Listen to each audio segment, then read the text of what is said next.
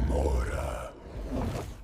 I arrived at Ravenwood Preparatory School in early October when the air was already turning sharp and the trees around the campus were losing their leaves in slow drifting patterns across the stone courtyard. The school was deep within rural Connecticut, far from any towns or highways, surrounded by thick forest on all sides.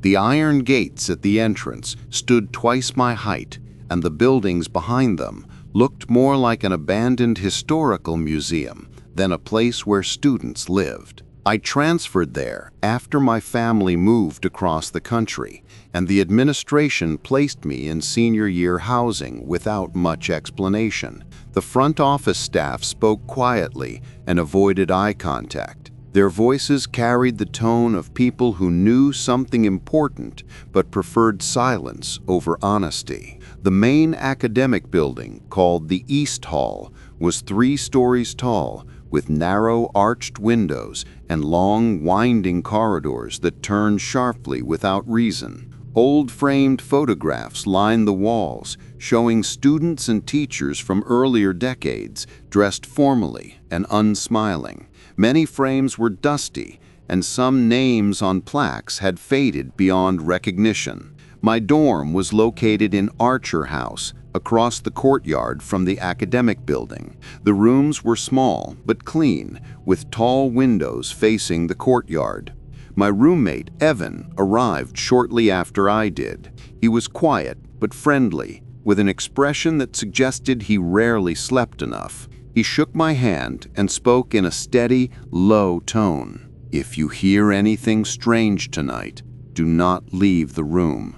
Just wait until morning." He did not explain further, and I assumed it was a joke meant for new students, though something in his face made it difficult to believe he was joking. Classes that day moved slowly.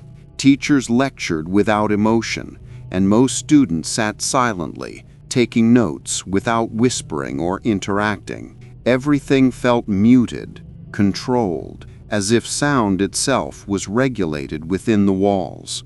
During lunch, I noticed a room at the far end of the main hallway, cordoned off with a heavy chain and a wooden sign nailed across the door that read, "Restricted Area, No Entry." The windows into that room were covered with paper taped from inside, blocking any view. I asked one of the older students sitting nearby what the room used to be. He avoided my eyes and answered in a flat voice. It was Class 313. He paused, as if waiting for something, before continuing. "It has been closed for 19 years. They say no one goes inside anymore, not since the incident." When I asked what incident happened, he stood without finishing his lunch and walked away quickly, leaving the table behind. That afternoon, the school tour guide, Miss Carter, led us across the main courtyard and toward the library. She moved quickly and spoke as if reading directly from prepared text. When we passed the chain door again, she looked toward it briefly, then away. "That room is permanently sealed," she said. "The school prefers not to discuss its history. Please do not approach it at night." The last sentence felt unexpected, different from her rehearsed tone. Her voice seemed to crack slightly, as if she spoke against her will. That evening, after lights out, Archer House grew silent. The wind outside pushed against the windows in steady, rhythmic pulses. Evan lay awake, staring up at the ceiling, his hands folded across his chest. I watched the shadow of tree branches move across the far wall. Around midnight, I heard a sound, soft, slow, repeated, not knocking, a faint scratching coming from the window glass. It lasted only a moment, and then silence returned. I looked toward Evan, expecting him to say something, but he remained motionless, with his eyes open and fixed on the ceiling. After several minutes, he spoke without moving. "Do not look at the window. Pretend you did not hear it." I stayed still and waited. The scratching started again, slightly louder this time. It dragged across the glass in long, uneven lines, like something writing or drawing slowly with pressure. Then it stopped. The room fell silent again, and the air grew still. Evan turned his head slightly and whispered, "It begins near the windows." By the third night, they moved to the mirrors. I asked who he was talking about. He answered with a voice that sounded more like a confession than a warning. "The students from class 313. They return after midnight. They do not speak.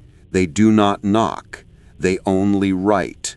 The silence deepened around us, pressing in from all sides. I waited for the next sound, knowing something on the other side of the glass was not finished, and the night felt longer than any night I had known before. I did not sleep after the scratching stopped. The silence that followed felt unnatural, as if the entire building had paused in anticipation. I stared at the ceiling, listening to the slow pulse of the wind outside and the faint creaking of wooden beams shifting under the weight of the old structure. Evan remained awake as well, though neither of us spoke for a long time. When dawn arrived, the fog outside covered the courtyard so thickly that the buildings across from Archer House disappeared into a pale blur.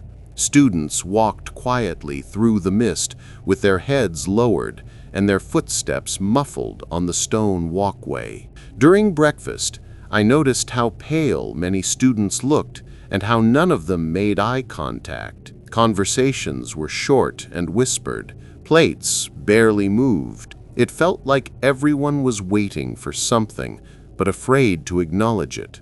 I sat beside a student named Oliver, a tall, thin boy with dark hair and heavy bags beneath his eyes.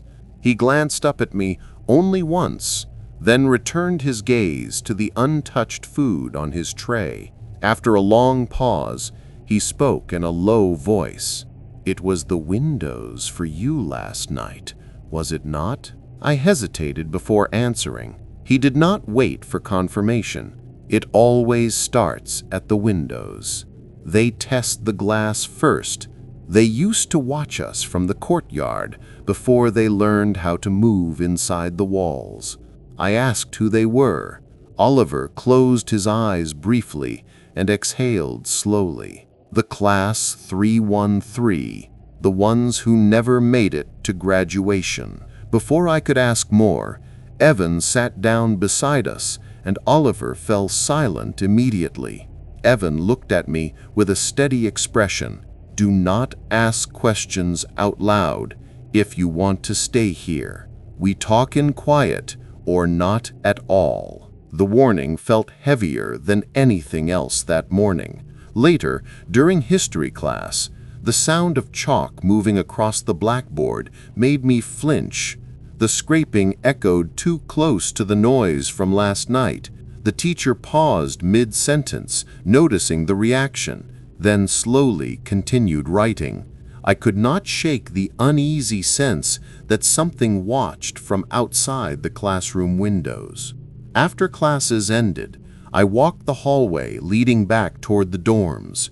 Near the end of the corridor, a display case filled with old yearbooks caught my attention. One book lay open behind the glass, turned to a page titled "Senior Class of 2004, Room 313. The photograph showed 20 students seated at wooden desks with a young teacher standing behind them. Every face was blurred, as if captured mid-movement or erased intentionally. Under the photo, each row listed student names, but many letters were scratched out, leaving unfinished fragments. The glass over the image had long white marks across it, like fingernail scratches dragged slowly from top to bottom. Evan appeared beside me without sound and spoke quietly. "Do not let them learn your name. Once they write it, they will take you." I turned to ask what he meant, but his expression hardened. Tonight, Stay away from mirrors. Cover anything reflective. That evening, we blocked the bathroom mirror with a towel and shut the curtains tight. The room felt smaller than before, and the air inside grew dense and unmoving. We sat in silence, waiting for the hours to pass. Just after midnight, a faint sound rose from the direction of the common hallway. Not scratching this time, something softer, more deliberate. The sound of chalk writing on a board. It continued steadily, as if someone wrote line after line without pause. The rhythm carried through the walls into the floor beneath us. Each stroke sounded measured and certain. Evan stood completely still, listening with his eyes closed. His voice was barely above breath. "They are taking attendance." The writing stopped suddenly. Silence pressed inward, heavy enough to tighten the air in my lungs. Then, something slid under our door. A thin sheet of paper curled slightly at the corner. I stared at it without moving. Evan shook his head slowly. "Do not pick it up." The paper stopped moving and lay still on the wooden floor. Faint charcoal writing was visible from where I sat, even without touching it. A list of names. Most crossed out. One name not crossed out. Mine. My chest tightened as if air had been pulled from the room. Evan reached for my arm and whispered with urgency that strained against control. "Do not answer when they call you, no matter what voice they use." The hallway lights flickered sharply and went dark. The building fell silent.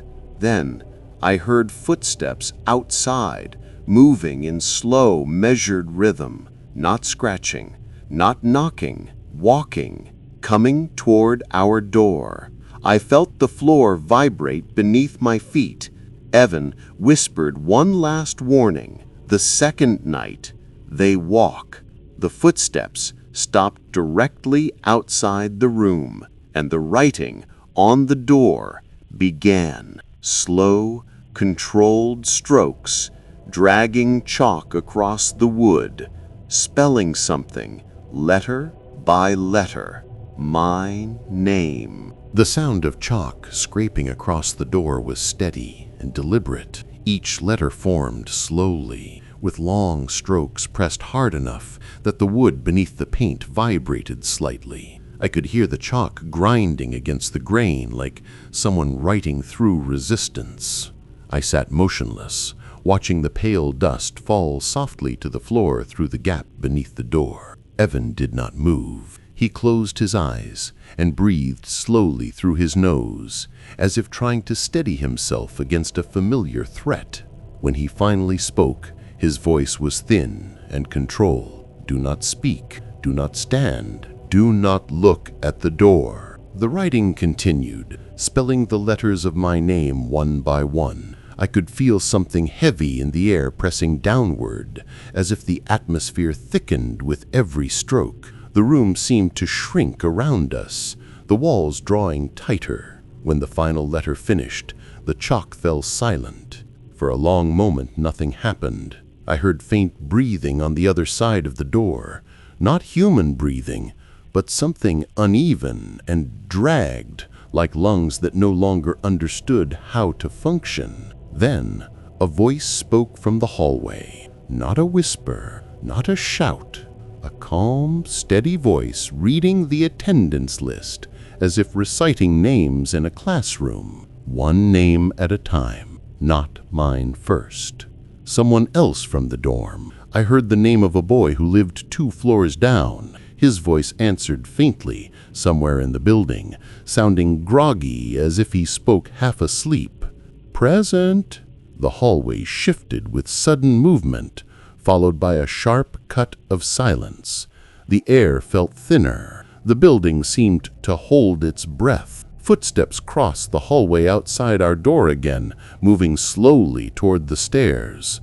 The floor creaked under their weight, then grew still. I looked at Evan, waiting for explanation. His eyes remained closed, as if refusing sight protected him. When they take attendance, someone always answers.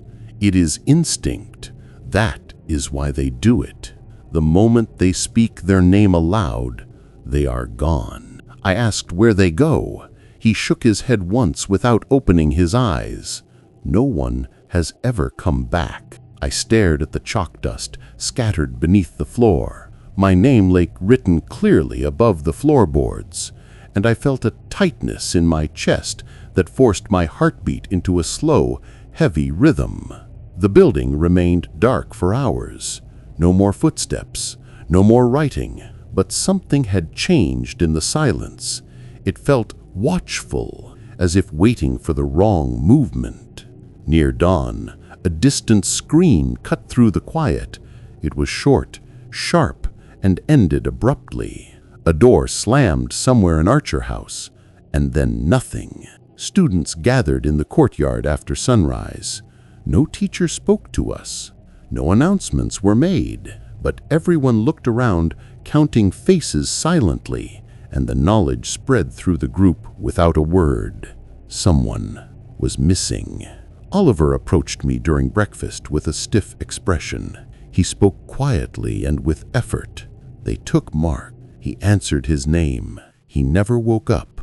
His bed was cold this morning. I asked if anyone told the staff. Oliver shook his head. They always say students run away. That is what they wrote last year. That is what they wrote the year before. They have a drawer full of missing notices labeled voluntary departure. The realization settled cold inside me. The school knew. The administration knew. They had known for years. When classes ended, I walked past classroom 313 again. The chain rattled slightly, though no one touched it. A faint line of pale dust lay beneath the door. Chalk dust. I leaned closer, listening for any sound. Nothing. Only the lingering feeling that someone waited on the other side of the sealed room. That night, Evan sat with his back against the wall and spoke without looking at me. The third night is different. They will not stay in the hallway. They move inside the building. If they reach the mirrors, they can cross. I asked how we could stop them. You cannot stop them. You can only outlast them. Survive 7 nights. Then they fade for a year. I waited for him to continue, but he did not. The clock turned midnight. Silence filled the room, heavy and unnatural. Even the wind outside stopped. No footsteps, no writing, no sound at all. Then something moved inside the wall near the mirror, soft, slow, like fingers dragging across glass. I felt the cold spread through the air, and the lights flickered once before dying completely, plunging the room into lightless darkness. Evan whispered the next warning. Do not let them see your reflection. The sound inside the wall grew louder, and then the glass began to move. The mirror on the wall trembled softly, as if something pressed against the glass from inside. The towel we had taped over it began to lift at the corners, moving with a slow, controlled pull, as though guided by unseen hands. The sound that followed was faint but unmistakable, fingernails dragging across glass from the opposite side, a long, steady scrape. The air in the room dropped to a freezing stillness. I sat motionless, listening as the scraping continued, forming curved shapes and lines beneath the cloth. The surface flecked slightly, and I could see the towel tighten as if stretched against pressure. Evan remained completely still, watching the mirror without blinking. His voice was low and steady, like someone repeating instructions memorized long ago. They will try to show you something. Do not look. If you see them, they will know your face, and they will come closer tomorrow night. The scraping stopped. Silence filled the room again. I thought it had ended, But then something else began, a slow tapping sound from inside the mirror. Not knocking, more controlled, like chalk on slate. Writing again. The towel bulged outward slightly. Letters formed under the fabric, pushing from the inside. Shapes outlined themselves through stretched cloth. My name again. I stared at the distorted letters pressing toward me. The pressure behind my eyes pulsed slowly, like a hand tightening around thought. The sound stopped without warning. Then the towel fell from the mirror. Not pulled, not ripped.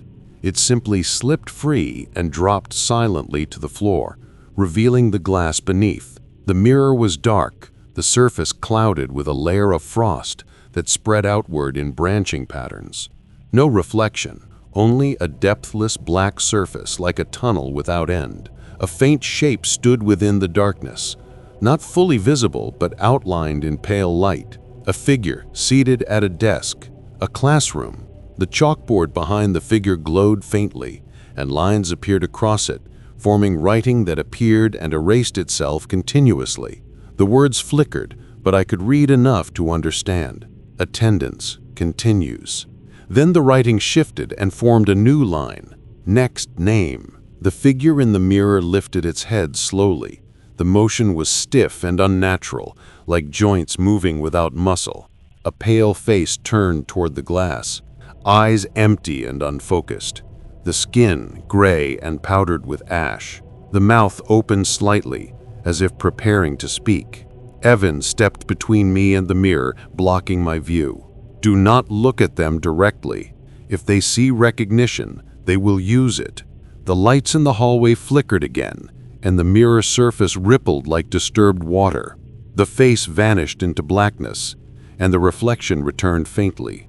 The room came into view behind us, but something was wrong.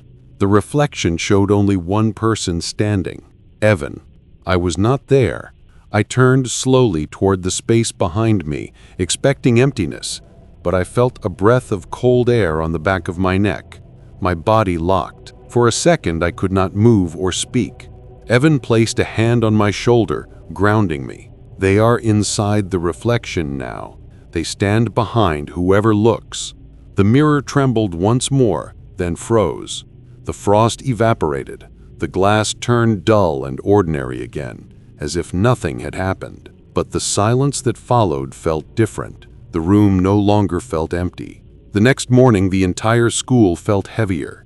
Whispers traveled through the cafeteria about another missing student. No announcement, no explanation. The seat they once filled remained empty and untouched. Oliver found me after lunch and sat close without greeting. He spoke quietly with his eyes on the floor. They took Clara last night. She answered when they called her name. They used her brother's voice. No one can resist that. I asked why the school continued operating if this happened every year. Oliver turned his head slightly. Parents never know. The school hides it. They replace students. Scholarships appear. Records change. No one questions anything here. His voice lowered. Most of us are here because someone wanted us out of the way. The school chooses students who are unlikely to be searched for. The idea settled through me with cold certainty. Ravenwood did not exist to educate. It existed to hide. After classes ended, I walked past classroom 313 again. The chain across the door hung loose, as if recently touched. Pale chalk dust covered the floor below the threshold, spelling small shapes like someone practicing letters on the ground. I crouched and studied it closely. It was the beginning of my name, but the letters were not written by hand. They were shaped from dust itself, collected and arranged into form. Something inside the room watched through the slit under the door. I could feel it. When I returned to Archer House, the atmosphere inside felt different, heavy, slow, like the air itself resisted being breathed. Evan stood by the window, facing the courtyard. He did not turn when I entered. The third night they move through reflections. The fourth night they speak. If you hear them, you must not answer. They will use a voice you trust. They will sound exactly like someone you loved. Silence stretched thin. Then Evan spoke again. "If you answer them, it is over." Outside, the sun disappeared behind thick clouds, and the sky changed from gray to black without transition. Midnight approached. The mirror remained uncovered. The surface rippled once. Then the classroom inside began to appear again. A desk, a chair, a figure, waiting without moving. A pale hand lifted a piece of chalk. They began writing something new. Not a name, a question. "Do you remember us?" The chalk screeched through the glass, and the temperature in the room dropped instantly. Evan whispered from behind me, "Night 3 is over. Night 4 begins. They will speak tonight." And the lights went out. The darkness settled over the room so completely that I could not distinguish the ceiling from the floor. Even the outlines of the furniture dissolved into black. The silence was dense and unmoving, as though sound itself had been removed from the air. I could hear only the steady rhythm of my own breathing and the faint hum of blood moving through my ears. Then, the classroom inside the mirror began to brighten faintly, not with electric light, but with a dull, pale glow, like moonlight filtered through dust. The chalkboard behind the figure shimmered, and words formed slowly across it in long white strokes. "We are waiting." The figure seated at the desk lifted its head again, and its eyes opened. They were hollow and clouded, lacking any sign of life or focus, yet they seemed to turn toward me as if able to see beyond the glass. The figure stood slowly, with rigid movements, and walked toward the front of the classroom. The moment its hand touched the chalkboard, a sound filled the room. Not writing this time, a voice, calm, controlled, without breath or break between words. "Attendance will continue." The mirror's surface rippled like water disturbed by a stone. Another sound followed, the soft scrape of chalk forming letters that appeared across the board in deliberate progression. Not writing a name, writing a sentence. "We remember you." Evan stepped backward until his shoulders pressed against the wall. His breathing shifted into something tight and shallow. He spoke without taking his eyes off the mirror. "They will speak next. Do not respond. They will use whatever voice you trust most. If you answer once, even a single word, you will be gone before morning."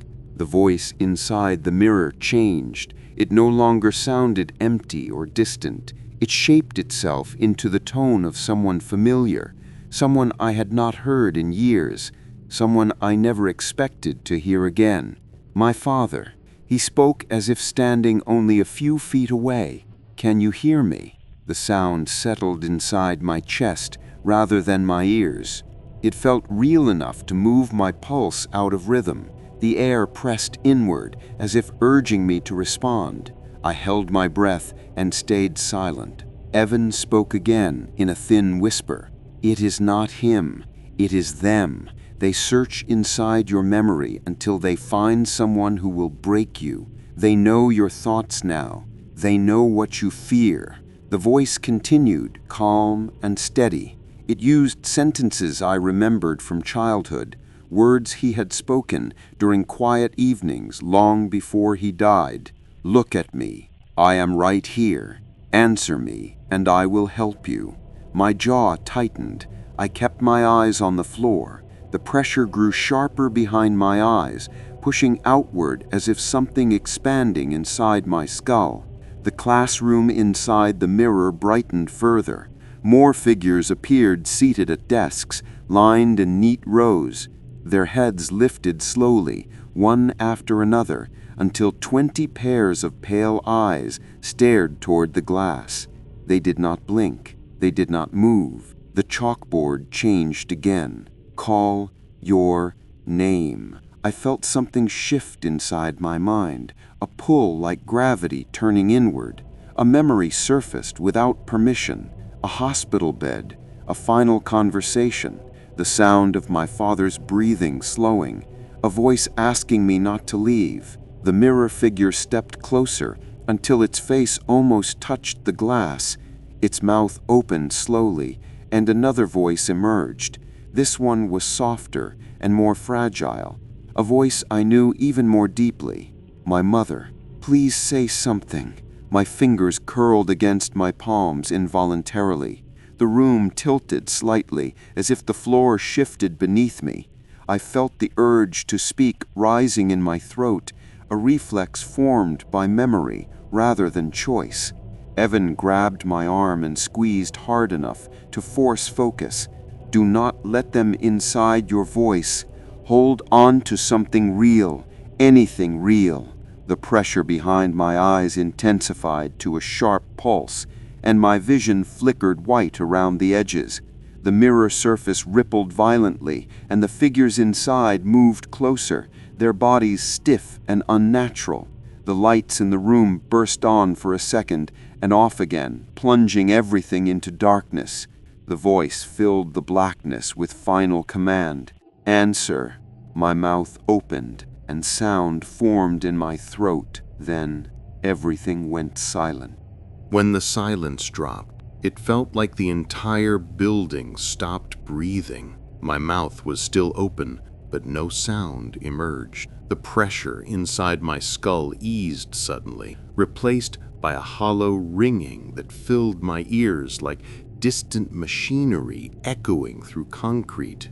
I sat frozen, unable to move or think. It felt as if something had reached inside my mind and disconnected me from myself. The mirror glowed faintly again, the pale light slowly returning. The figures inside the classroom stood motionless now, their eyes still fixed forward, their faces blurred further until they were little more than gray shapes in human outline. Only their hands moved, each holding a piece of chalk poised above desk. They waited. Evan stepped in front of me, blocking my view completely. His voice was steady, but strained from trying to control something heavy inside himself. They almost took you. When they reach your voice, they can pull you out of your body. Once you speak, they replace you. You become one of them. I closed my mouth slowly. My throat felt raw, as if I had tried to shout while underwater.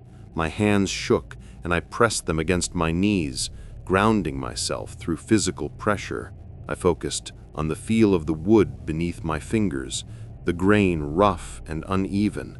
The light inside the mirror faded until nothing remained but my own reflection and Evan's shadow beside me. The glass looked normal again. No frost, no darkness, no classroom. But the stillness that followed felt wrong. It was not calm. It was waiting. Evan sat back down and leaned his head against the wall. He kept his eyes closed and spoke in a flat, controlled voice.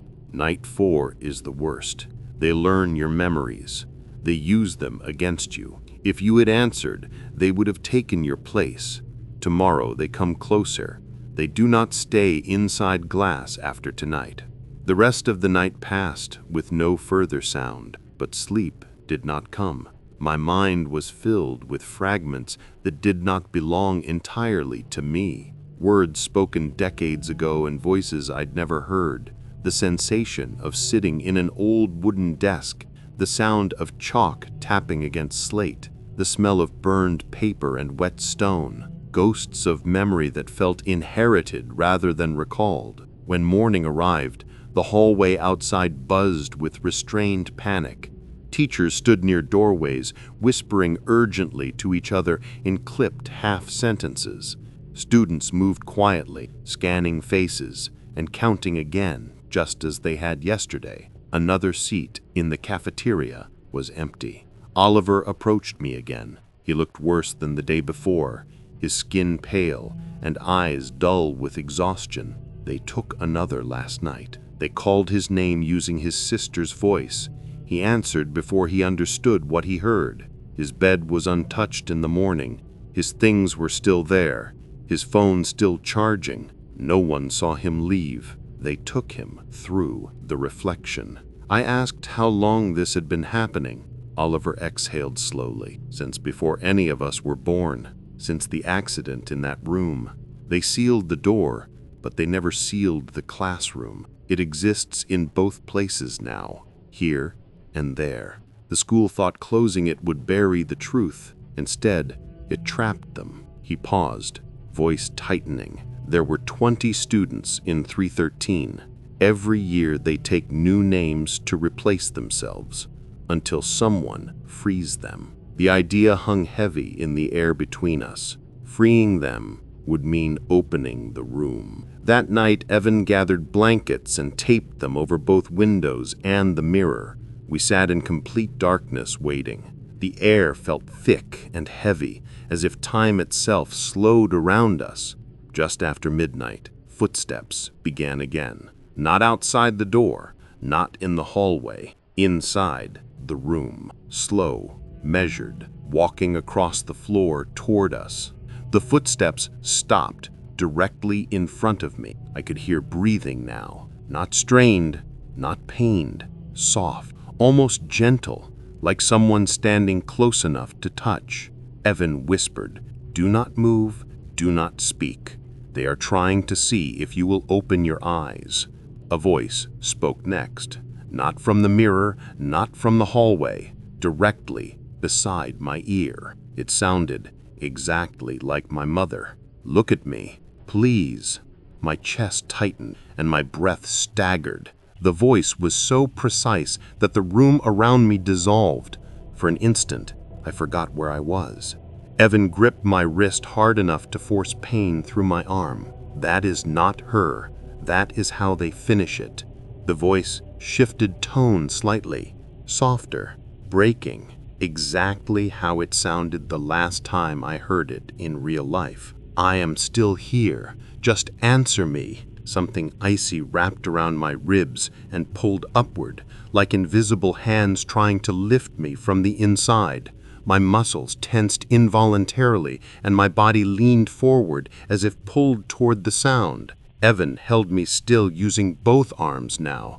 "They are trying to separate you. If they take your breath, you will not return." The voice changed again. "Say my name." The blankets covering the mirror rustled. The window glass trembled. The temperature dropped so sharply that every surface in the room frosted white. The footsteps moved again, slow and deliberate, circling us like a predator, waiting for a mistake. Then the voice went silent. The footsteps stopped. The air froze. Something cold pressed against the back of my neck. Not breath, a hand. And a second voice spoke from behind me, deeper, broken, speaking through ruined lungs. "Tomorrow night, we see you." The hand withdrew. The room returned to silence. Evan let go of my arm only when the sun began to rise. His voice was empty when he spoke. "Night 5 is finished. Night 6, they take shape." I did not respond. I could still feel the cold imprint of fingers on my skin. I did not speak for the rest of the day. The feeling of the cold hand on the back of my neck remained long after the mark itself faded. Each time I breathed, I felt the memory of that grip tightening slightly, as if waiting for the moment I would weaken. Evan stayed close, but said little. He moved through the day with a rigid posture, his eyes unfocused, as if watching something I could not see. Students avoided each other in silence.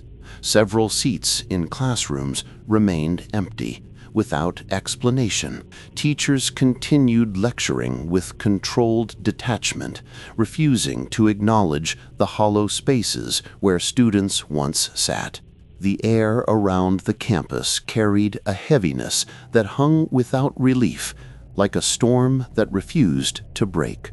Before sunset, Oliver approached me again. His voice was thin, the words forced through exhaustion. "Night 6, they take shape. They will not hide behind glass or sound. If you look directly at them, they will take your mind first. You must not look at their faces. If you do, you will not be able to look away." I asked if there was any way to stop them. He lowered his eyes. "There is only one way. You must open the door to classroom 313. They cannot leave until someone tells the truth about what happened. They are not haunting for revenge. They are trapped inside the moment they died. They do not know they are dead." He hesitated. "If you open the door, you must finish what they could not do. If you hesitate, they will take you instead." The idea settled inside me with quiet weight. When night came, Evan taped the blankets back over the windows and mirror. He placed his back against the door and sat cross-legged on the floor. "Do not stand. Do not move. If they speak, stay silent. If they walk toward you, keep your eyes closed." The lights flickered at midnight and died again. The room was swallowed in complete blackness. The silence held for several minutes, thick and unmoving. Then the footsteps returned. Not outside the room, not inside the wall. Standing directly in front of me, I heard breathing again, not like before, not struggling, calm, slow, human. But beneath it, something softer moved, like paper shifting or fabric brushing against wooden desks. The air changed direction, as if the room inhaled and exhaled. Then I heard voices, not one, many. "Attendance must continue." The temperature dropped sharply, and the blankets over the mirror lifted as though caught in an upward current. Light filled the room from no visible source, pale and cold, revealing figures standing in the space around us. 20 students, each positioned in perfect rows, as if seated at invisible desks. Their clothes were scorched and torn, as though burned, their skin gray and dusted with ash, their eyes clouded and unfocused. They did not breathe, they did not blink. One figure stepped forward, a girl near the front of the formation. She held a piece of chalk pinched between blackened fingers. Her movements were stiff, controlled by something beyond will. She raised her hand slowly and wrote something in the air itself, leaving a trail of white dust that hung suspended. "My name," Evan whispered sharply. "Do not look at her face. Do not speak. If you break, you will replace her." The girl stepped closer, her head tilted slightly, the motion jerking like damaged machinery. Another voice rose from within the group, deep and broken. "You must finish our attendance." More figures moved forward now. Their hands reached out, not to touch, but to hold the air in front of them, as if grasping at what used to be there. The floor beneath them blackened, charred lines forming beneath their feet. The air shifted again. Suddenly I could smell smoke. Old smoke, the kind that clings to furniture long after a fire has burned out. I felt heat push against my face, though the room remained freezing.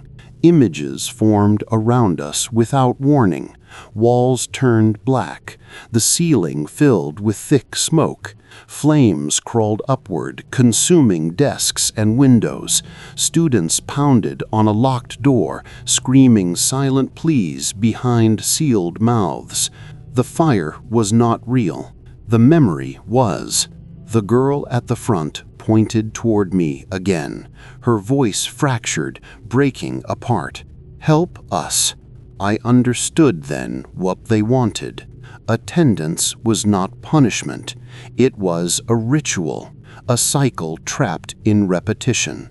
They called names because no one called theirs when they were alive. They needed someone to finish their final role. I spoke slowly. my voice steady, controlled, even. I will call your names. The change in the room was immediate. The air shifted, the figures froze, the smoke dissolved, the mirror behind them glowed. I spoke again, one by one. Evan opened his eyes and stared at me with confusion and fear, but did not interrupt. The girl lowered the chalk. The figures straightened, waiting. I stepped forward. My voice remained calm. I will take attendance for classroom 313. The chalkboard inside the mirror flickered, and the list of names appeared once more, faded, broken, unfinished. I read the first name. The figure whose name I called stepped back into darkness and dissolved into pale dust, rising upward like smoke escaping open air. I read the second. Dust rose again. One by one they disappeared until the girl remained. Her eyes held something different now, not anger, not emptiness, something like relief. I spoke the final name, hers. Her lips parted in a slow, silent breath. Her body dissolved into pale white light, drifting upward until nothing remained. The mirror surface cleared and showed the empty classroom. The chain across the real door rattled once and fell to the floor. The door to classroom 313 opened slowly, without sound. Inside, the room was dark and empty. 20 wooden desks stood untouched. On the teacher's desk lay a folded attendance sheet, sealed under cracked glass. The missing 20 names were written clearly. Below them, a final line, released. The next morning, the school was silent, but not afraid. Students spoke normally. Teachers moved without tension. The empty seats in the cafeteria were filled again, replaced by students who seemed unaware of anything unusual. Classroom 313 remained open. The walls were clean, the scorch marks gone, the chalkboard erased permanently. No one mentioned the missing. No one mentioned the night before. When I left Ravenwood at the end of term, Evan stood at the gate. His voice was quiet but steady.